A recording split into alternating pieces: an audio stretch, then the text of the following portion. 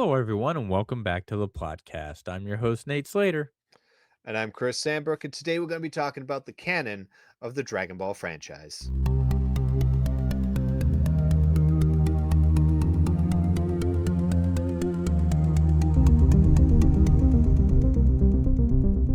So, as we all know, Dragon Ball Super is getting kind of a little reboot, refresh here, and it got us thinking.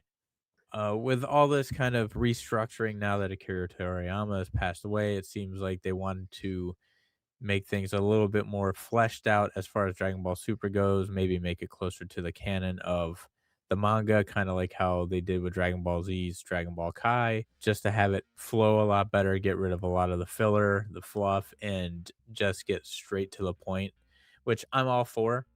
I am too. I mean, there's pros and cons, obviously. The biggest pro here is it will be easier to digest, from Yes. start to finish. Um, and there will be less questions, hopefully. But then, of course, the biggest con is new stuff will be put to the wayside. Yeah. And it'll be a while before we really start getting some Yeah. seriously cool new stuff. Yeah, and I feel like that was kind of an issue with Dragon Ball GT. When they released it here in the United States, we got, I think, the Baby Saga first, and then when the show ended, they went back and released like 14 episodes. I think they called it the Lost episodes because apparently they were so boring. They're like, oh, if we put this out, nobody's gonna watch the show. So let's just put that for later and show how it began, I guess. And they never did a super treatment or Kai treatment for that because there was no manga for it. It was just made up by Toei Animation, and that's why it is what it is. And it's technically not canon, or it is, but None of GT is canon yeah, anymore. So, I mean, and that really just brings us into how everything is structured. Because obviously, as things came out, they were like, oh, we'll just make it up as we go along and it will be the new canon. And then, of course, there's a demand for it.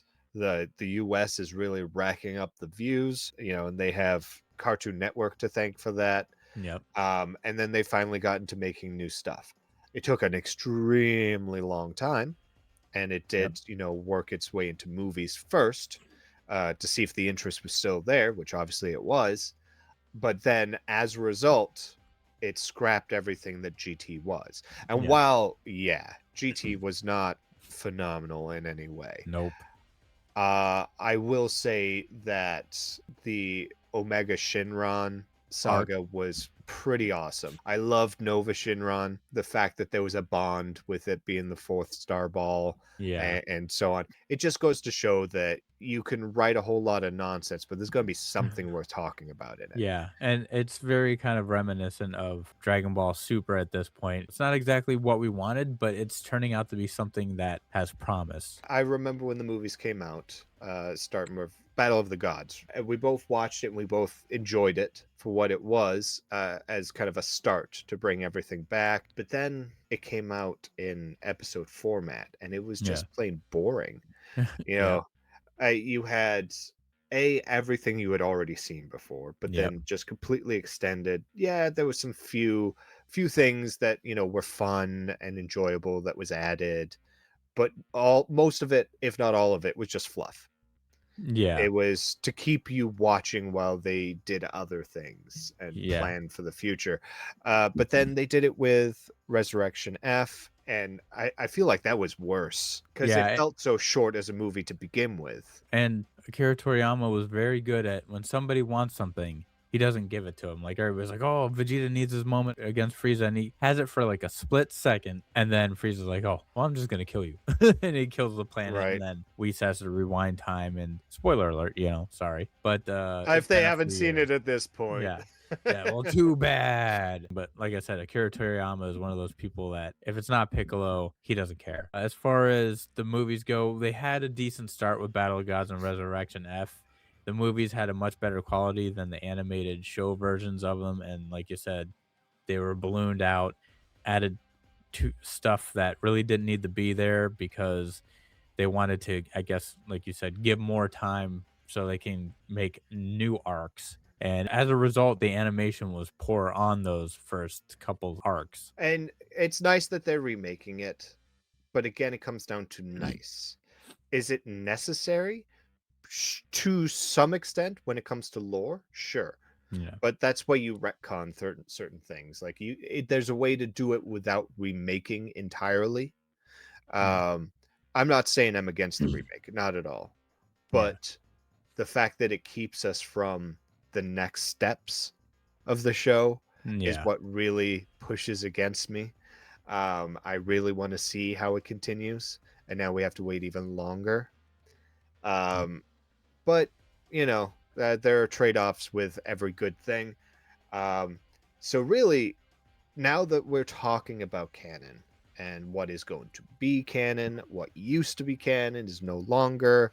Obviously, with Daima being the last thing Akira Toriyama worked on, they are making sure that is 100% canon, and I'm sure they're going to restructure it so that Super Saiyan 4 shows up throughout it. But there are some hidden gems. Now, obviously, we are going to be talking more or less about the movies, since most, if not all, movies are not canon.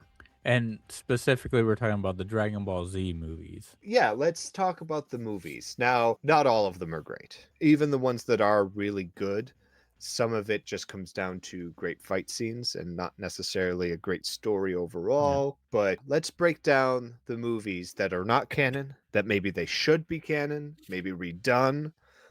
So yeah, Nate, if you want to get started, we would be starting with Dead Zone. Yes, the first Dragon Ball Z movie, which I believe aired either during the time when the show first came out or was a prelude to the show, and it basically deals with Garlic Jr. and how he wants revenge on Kami. It starts off with that Garlic Jr. wants revenge, so he grabs the Dragon Balls, wishes for immortality, and then Kami intervenes. Goku has to help. And the one thing that makes this non-canon to this whole thing is Goku takes Gohan to, I believe, Roshi's house, and Krillin, Turtle, Master Roshi, and Bulma are all there, and he's like, "Oh," Krillin goes, "Oh, who's this?" He's like, "This is my son." They're like, "Your son? Oh my god." They're freaking out like Goku has a kid. Right. And then the same thing happens in the show Right. when he So goes there. That's one of the biggest contradictions of that is the fact that they've met Gohan before, and in Z, when they're getting ready to fight Raditz, when Goku goes to say hi and show off right, Gohan, they've already seen him.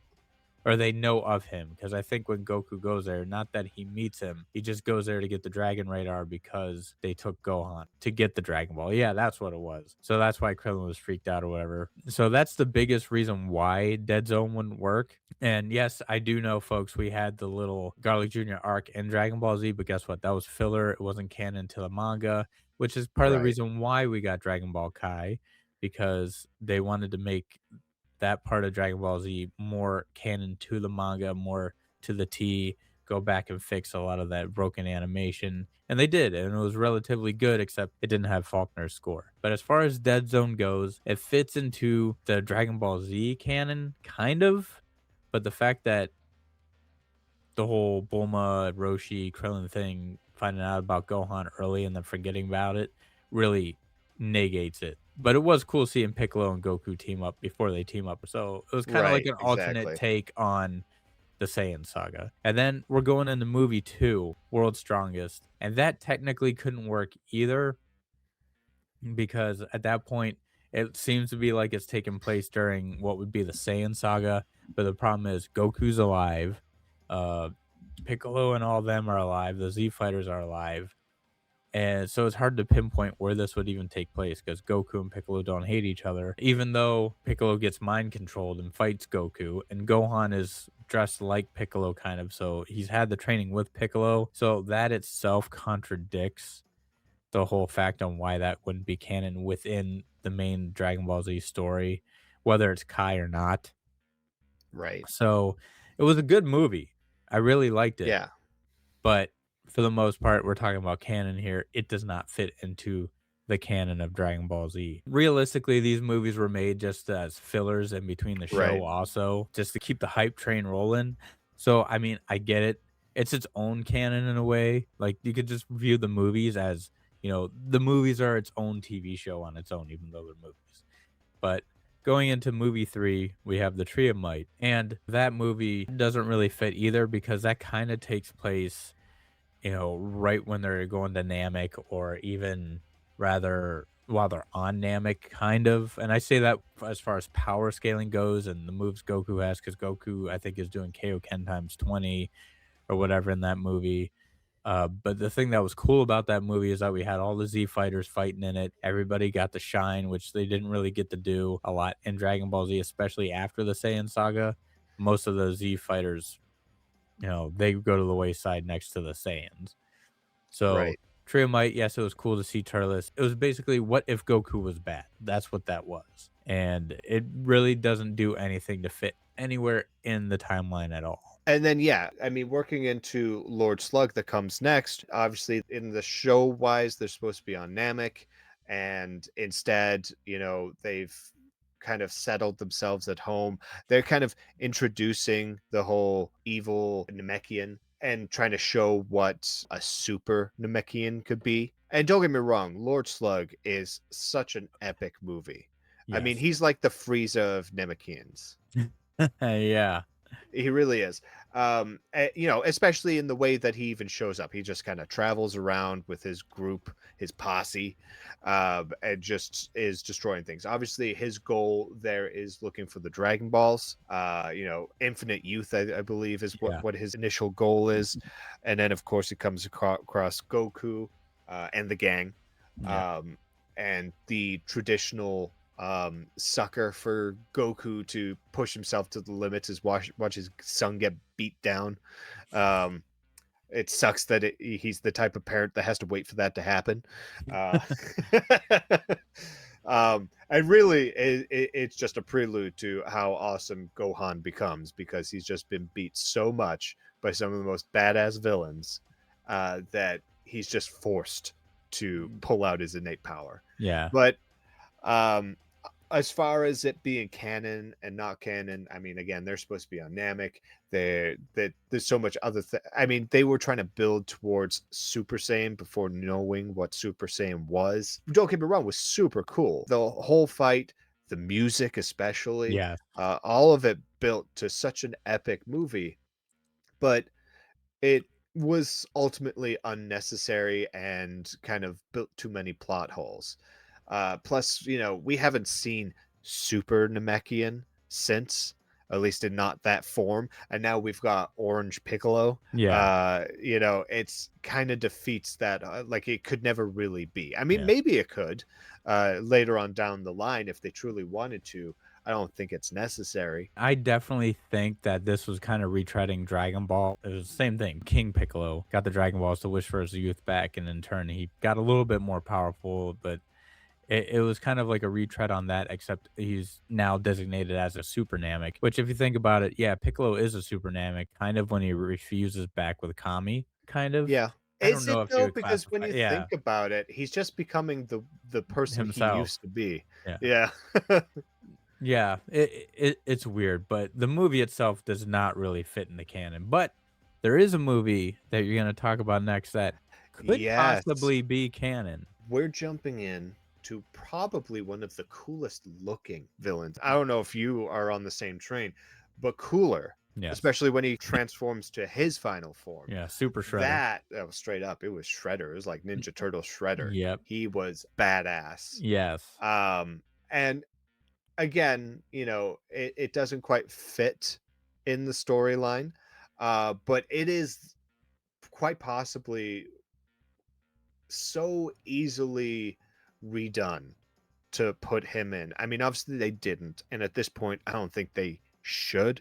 Not in Super anyway. Yeah. He wouldn't fit. There's too much that has passed, but that story in itself of him showing up to avenge Frieza, we got another cold name. Yeah. I love the themed names. Oh my god, Yeah. just insane. Frieza, King Cold, now Cooler. Yeah. The fights, obviously, all leading into the final, were extremely well done. Yep. Again with the music, again with just hyping. I mean, the best thing about the movies was you didn't have to worry about the filler episodes. It was all just get to that major fight scene and, give us some satisfying conclusion. Yep. And that even leads directly into the next movie after that, The Return of Yeah. Cooler. But I do wanna say that Cooler's Revenge doesn't necessarily work only because of the fact there's 2 questions. It could fit in between the time gap when they're training for the androids, but the issue I have is I think it's like 2 or 3 filler episodes where they're just doing the training in between that time, which Right, once again, this could take place during that. But the issue is Gohan, 1 gets his tail back for some reason, and 2 right. has short hair, but in the show, he has long hair while he's fighting. I mean, granted, it was a 3-year time gap, so it could have still happened during that time. Who knows? But But I what's up think, with the tail, yeah, man? the tail is the part that throws a a monkey wrench in the whole thing. You see what I Yeah. did there? But I mean, it still could be canon, but I'd say if we had to go on a canon meter here to make it like truly canon, I'd say it'd be 90% canon Yeah, if yeah. they wanted to. But Now it does get a whole lot more obscure from that canon meter yes, when we hit the next one, The yes, Return of Cooler, which anyone who has seen this, it is basically the second Avengers movie. It is just Goku and Vegeta taking on Ultron and the in thing his. that's cool about it, it's the first movie with Vegeta in it. Yes, yeah, exactly. So it's just Goku and Vegeta taking on what seems to be thousands of coolers, all mechanized, all sentient from the hive mind. Um, Honestly, probably one of the worst movies, but some of Yes, the most awesome action sequences. exactly. It's one of those things that you literally just put it on and fast forward to the fighting. Yes. It's like, we don't need to see any of the story because the story sucks. Yeah, I don't remember the music being outstanding in that one. I can't remember specifically, Yeah. but I don't necessarily have fond memories of that movie Yeah, I other think than that it looked cool. yeah, I think that was one of the few movies that Return of Cooler and Super Android 13 didn't have any good music in it. It just was very bland music.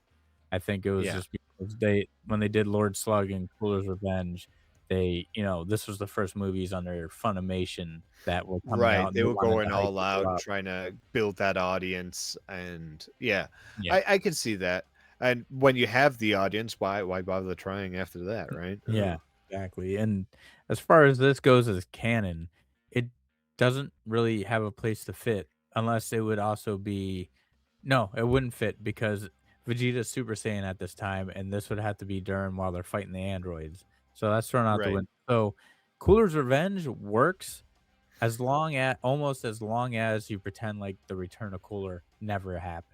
and then that rolls into the next one, we Mhm. have Super Android 13, and now dealing with the androids, we have the whole Dr. Gero story. 13 is backlogged. Not just 13, but 14 and 15, and when 17 and 18 kill Gero, it starts up his computer, and somehow at some point, 13, 14, 15 are released. They go on a rampage. Goku, Trunks, Vegeta, yeah, they all come together to try and stop the androids. They do a decent job.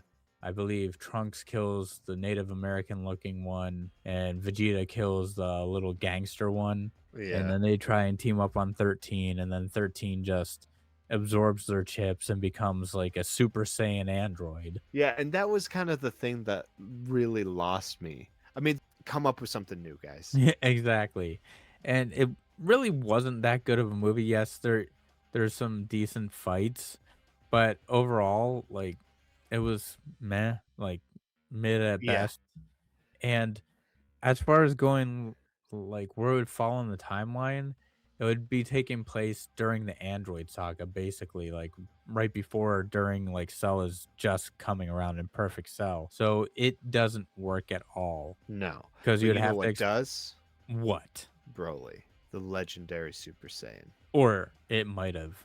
It could have. It definitely could have. And I think Akira Toriyama saw that. I mean, obviously, he was a fan enough to actually make Broly canon, which then in turns makes his movies non-canon. Well, Yeah. other than the movie he made. It was one of those things that it divided the fans, for one, because of the way Vegeta acted. Yeah. I mean, Very. he refused to fight. He Yep. just stood like a little crybaby the whole time while all of his friends are struggling to survive. And I will say that Broly being basically a Terminator in that movie, uh, Yep. that was pretty badass. I mean, that was lost in the new version.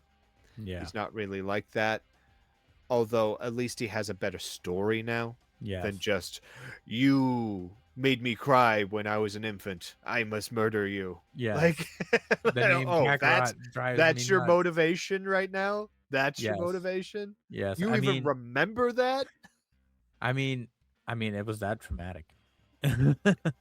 It overall, the fights were good. They brought back the heavy music and just not just heavy music, but they brought back, more mainstream music, brought it into it because it was that movie. It was the hype movie.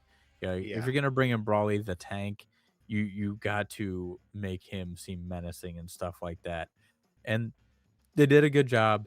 It could have technically fit in between, I believe, the 7 or 9 days before the Cell games to where this could have taken place, but Yeah, it doesn't make sense in the fact that they would have left the planet during such a time that the planet needed them. exactly. Like, they Uh could just leave and the Cell would be like, "What? That's it? Okay, just gonna." Especially since it was like when they left, it wasn't a threat. It Yeah, was an invitation, if anything. yeah, Hey, come and chill with another Saiyan. yeah. We're busy. Take over New Vegeta, which really I think there's a meteor coming to destroy it and destroy Yeah. you because we have a grudge, but, it really didn't work, but there is a movie. One movie out of what we're talking about that really does work, And it is my favorite of all of the movies. and I can't argue with you on that. Yeah, it also sadly is the last movie that we see future Trunks. That's true. And yes, it's a movie that a lot of diehard fans don't like for one reason, and that's the lack of Goku. And while technically he's in it, Yeah. kinda, he's dead. I So, I didn't care. This was Gohan's time to shine, yeah. coming off Well, the win from Cell. I think that was the thing, right? Like, it basically recreated the emotional strain that Gohan had to go through yet again from Cell and Yep. now this. And he's really becoming his own as like the leader of the Z Fighters. And then it gets completely undone with everything after it. But it was the perfect movie, especially if you're a Gohan fan, which I Yep. believe at the time, just straight up everyone was. After Yeah. Cell, there was no going, yeah, whatever. That little kid? No. I mean, even if you're a Goku fan, you were a fan of him during a period of time where he was that young, doing Yep. incredible feats. So he was basically a recreation of young Goku. Uh, the problem was the dynamic that they had with Chi Chi. I believe Chi Chi, uh, making him the nerd that he becomes, is what made I think the creators not want him to take over Well, because it changes him.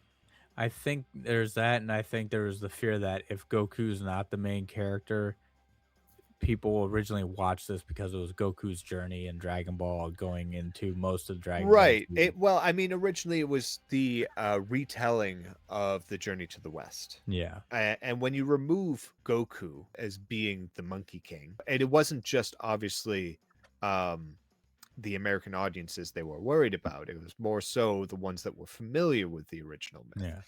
Yeah.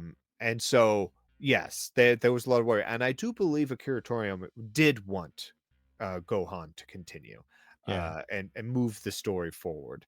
But the studios really didn't want that. And it just came down to, okay, well, where can we go with Goku? Okay, then we will continue with Yeah. Goku. But this movie is that pre transition point. Yeah. It fits in perfectly with after the Cell games, Goku's dead. You know, this takes place I think a few months after. Trunks comes back and participates in the tournament, helps out. Vegeta And actually then attempts to kick a s little bit of butt, and yeah, then we get a nice little space transition to where pirates. yeah, and we do get space pirates, which is cool, which I feel like they could make this canon by incorporating space pirates in the Galactic Patrol arc, and they could Yeah. have Bojack come back at some point. I think this could work in the canon.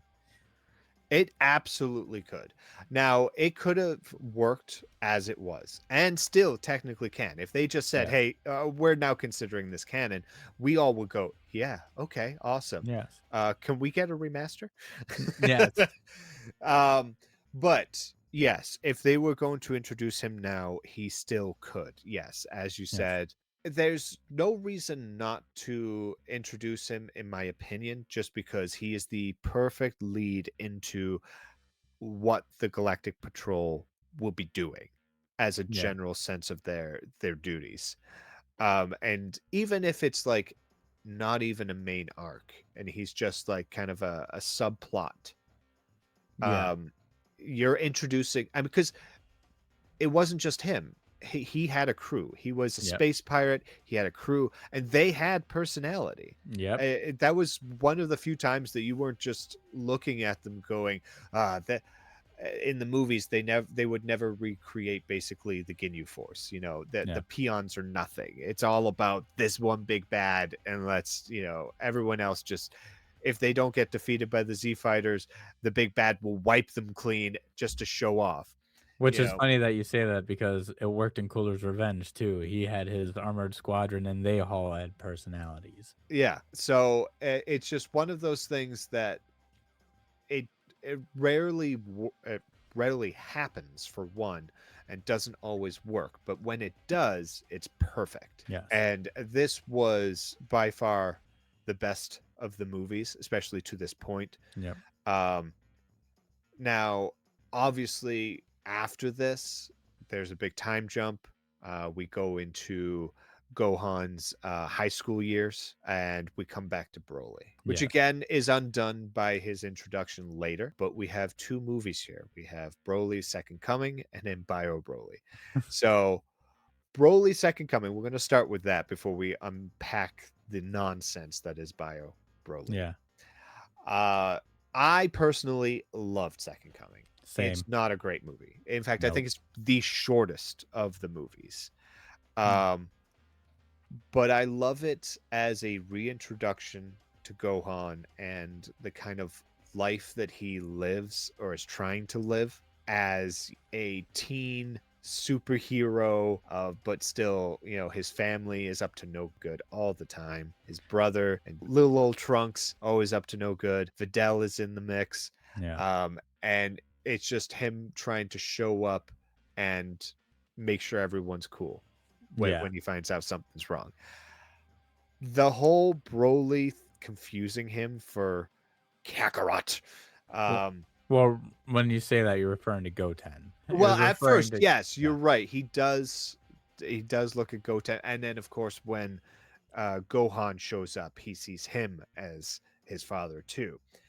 But then you have the fight scenes, and the fight scenes are absolutely awesome. Also, we do get to see Broly with a little pee in his face. Yeah, that was funny.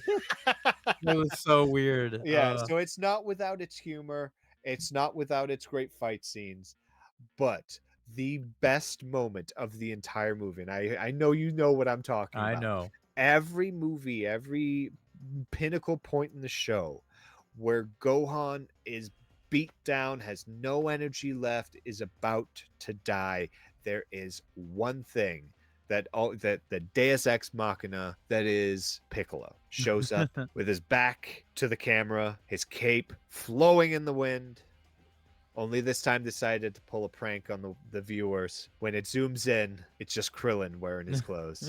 That was absolutely hilarious. I was not prepared for that. And then he gets beat down in the fastest fashion yet. Yep. He just shows up all cool, "Oh, were you expecting someone else?" Flies in, instantly swatted away. Yeah. It just shows, at least with the movies, they were good with keeping the comedy. I think they tried to do that with the movies, just try and keep some comedy, some laughs, some levity, along with the intense action. Because by the end of it, Videl gets pretty much almost killed, Gohan goes nuts, and then we have one of the coolest Kamehamehas ever, the Yeah. father-son Kamehameha, even though Yeah, Goku's it not was really there. honestly one of my favorite endings to a villain, which it wasn't an ending, as Yeah, we learn for the very next movie, which is a shame because it does give Hercule a whole lot more to do, but it also gives 18 her time in the spotlight, which she absolutely deserves. But Bio Broly is the worst movie they ever ever made. made. It takes place right after the tournament. She's trying to get her money from Hercule and that kind of thing, which would make no sense because at that point, Goten and Trunks, they're in the mix, so's Krillin, and Yeah, they're supposed to be trying to stop Boo. And with Bio Brawly and Brawly Second Coming, they really don't work for canon reasons because of the fact on where they're taking place. Like Gohan and Videl already looks different like she does later right. on and during the Say tournament. say yeah, that's the same problem with Broly's second coming is that she looks like she does after she cuts her hair, and that doesn't really fit. It's like, "Hey, are we working before the tournament, or is this Yeah. during, after? Like, what's And going on?" even so, he's going Super Saiyan 2 in Second Coming, and then when Babidi already tried to take his Right, energy then exactly. and knowing the power, and then in Bio Brawly, why wouldn't Babidi be trying to get the energy at that time? It makes no sense. Brawly getting some goo on him, mutating into this ugly looking blob monster, which it makes him look like super weak or whatever too. He's not that strong. Yeah. It was enough No, for he's not, Goten, yeah. Trunks, and Krillin to beat him. And yes, so not only do we have Hercule and 18, but we also have, young Trunks, Goten, fighting as Super Saiyans nonetheless. Yep. It's so funny to see, isn't it? We have that in a time frame where they're basically, trying to become Gotenks. I believe that's what they would have been doing at that point, right? Yeah. Because I mean, I still think that would be too soon. It's like right after the tournament. It's like at the time when Majin, Vegeta, and Goku are fighting, I think where that whole scenario would be taking place. So right, they which they wouldn't have would had be time yet. placed there anyway, yeah. So yeah, no, it absolutely wouldn't have taken place. The story was nonsense. It was just, hey, we need a villain because we want to throw something in here. Who do we have? Let's use Broly. Oh, didn't he Again, die? Whatever. no, some scientist Broly found the 3. body. Yeah. And Brawly made us so much money. Let's just do it. And then we get the Fusion Reborn, which is basically, I don't know where you would fit this. I mean, I guess it would take place during the Boo So saga, I will say this. Janimba looks cool as hell. but looks exactly almost like Boo. He Well, does have a Janempa. Yeah, Janempa turns into Janemba. It was obviously a clone of it kind of thing, like mocking yeah, that Majin Buu, but way cooler. but they also have probably the most controversial scene in probably the whole franchise, and that is Oh, with Hitler. yes. I believe it's Trunks that kills him. But still, I don't know if that's controversial because he gets annihilated. Yeah, no, it's not so much that it's controversial in the sense that they're over there killing Hitler. It's in the sense that they put Hitler in In a it. kids show.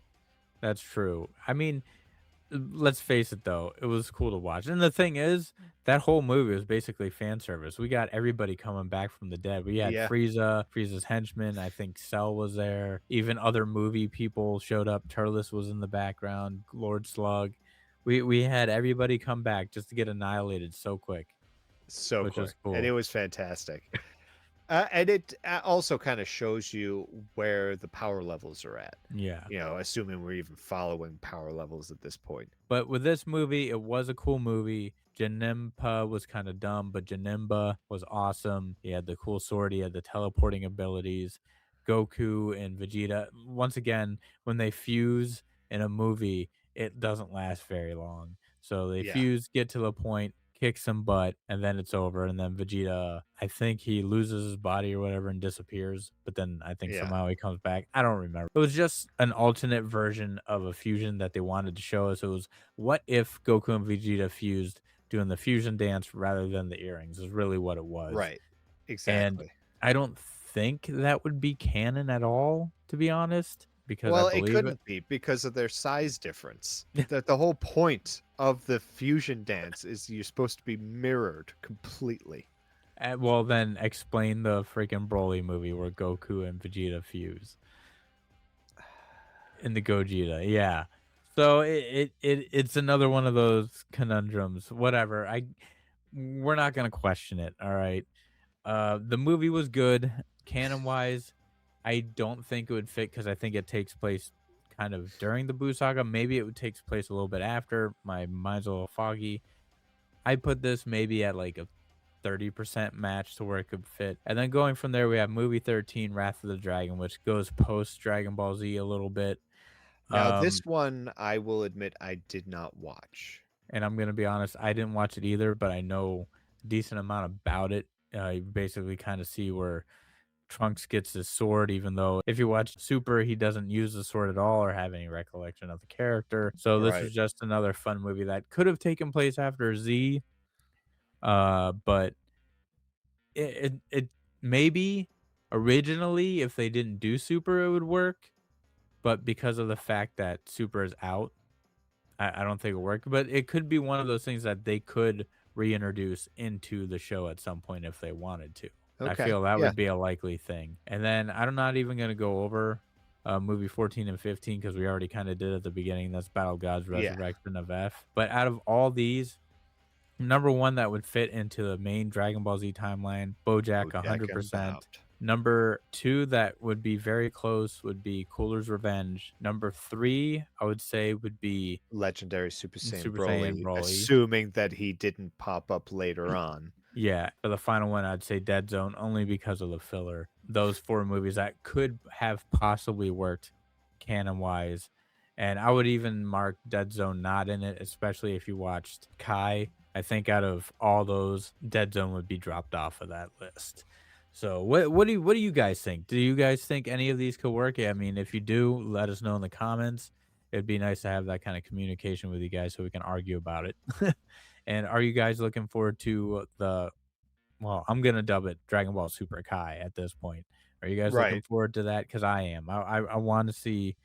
This is gonna be better quality all around. I believe. I have faith in it, uh, and I'm excited. What about you? Oh, I'm super excited. Problem is the wait time. That's Yes. all that's killing me right now. Wait Yes. time. Well, it's all right. You know why? Because the moment we get it and we get to a certain point, we're gonna have to wait some more. So it's just the Yep. nature of the beast. And with that, we have covered our technical Dragon Ball canon, if you want to call it that, or the hypothetical Dragon Ball canon. So, if you don't know who we are Plot Hole Productions. You can find us on Spotify, YouTube, and of course Instagram. And if you haven't already, like and subscribe to stay up to date on all things Plot Hole Productions. Once again, I'm your host Nate Slater And I'm Chris Sambrook, and we'll catch you in the in the void. void.